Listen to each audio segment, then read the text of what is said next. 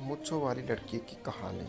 ये कहानी इतनी इंटरेस्टिंग और लाजवाब है कि इसे सुनने के बाद आप घमंड करना तो दूर की बात, आप घमंड होता क्या है ये तक भूल जाओगे। एक समय की बात है जब एक गांव में मीना नाम की लड़की रहती थी। उसके पिता लालचंद गांव के बड़े सेठ थे। उसके पास बहुत से बगीचे और ज़मीन थी। वह अपनी बेटी की से बहुत प्यार करते थे। वह उसकी हर ज़रूरत को पूरा करते थे, जिसके कारण वह बहुत बिगड़ गई थी और घमंडी हो गई थी।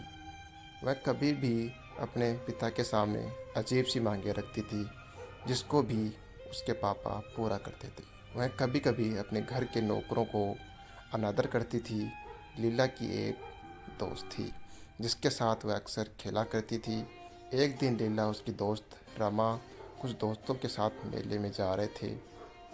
वहाँ पर रमा जिस तरह चल रही थी उससे एक बूढ़े व्यक्ति को टक्कर लग जाती है। वह व्यक्ति गिर जाता है। जब बूढ़े व्यक्ति ने लीला से संभल कर चढ़ने से कहा तो लीला इस बात पर बूढ़े व्यक्ति को बोलती है कि आप ही की गलती है। कुछ देर मेले में घूमकर झूला झूलने के बाद वह मेले से आने लगे। बगीचे में उनके एक आम का पेड़ नजर आया, जिस पर बहुत से आम के फल लगे हुए थे। लीला और उसके दोस्त उस पेड़ के पास जाकर पत्थर से फल तोड़ने लगे। कुछ देर बाद उतने फल तोड़ लिए जितने उनके लिए पर्याप्त थे। लीला के सभी दोस्त टूटे हुए आमों को उठाकर खाने लगे।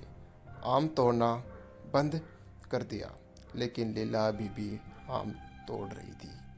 जब रमा ने लीला से कहा कि इतने आम तोड़ लिए हैं कि हम सबका इससे पेट भर जाएगा, तुम आम तोड़ना बंद कर दो। लीला बोली, मैं इस पेड़ के सभी आम तोड़ूंगी। रमा और उसके दोस्त आम खाने में व्यस्त हो गए, लेकिन लीला आम तोड़ती रही। कुछ देर के अंदर बहुत आम तोड़ देने के बाद बाकी आम तोड़ने लगी। तभी पेड़ बोला, लीला तुम इतने फल तोड़ रही हो, जिससे जितने आम तुमने तोड़े हैं वो तुम्हारे लिए पर्याप्त है।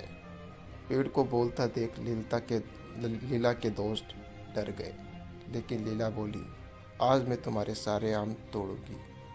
आम के पेड़ ने लीला को चेतावनी दी कि रुक जाओ, बाकी आम न तोड़ो, लेकिन लीला कहाँ मानने वाली थी।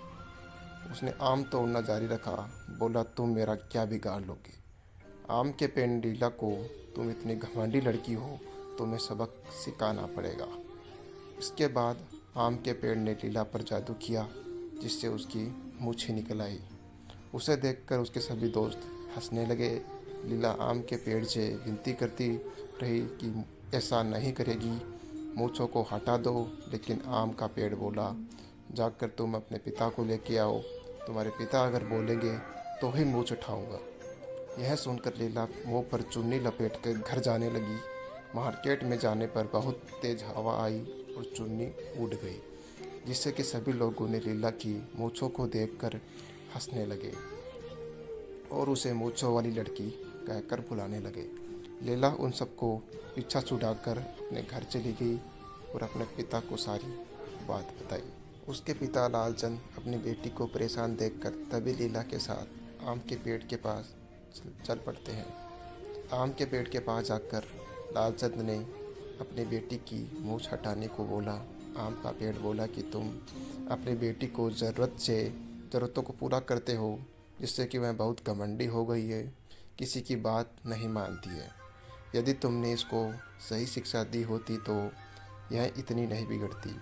लालचंद ने अपनी गलती मानते हुए आम के पेड़ से अपनी बेटी की मूँछों को हटाने की विनती की और लीला ने भी आगे से ऐसा न करने का बोला। लालचंद के विनती करने पर आम के पेड़ ने लीला की मूँछों को हटा दिया। इसके बाद लीला सुधर गई, सबसे सही से पेश आने लगी और घमंड करना बंद कर दिया।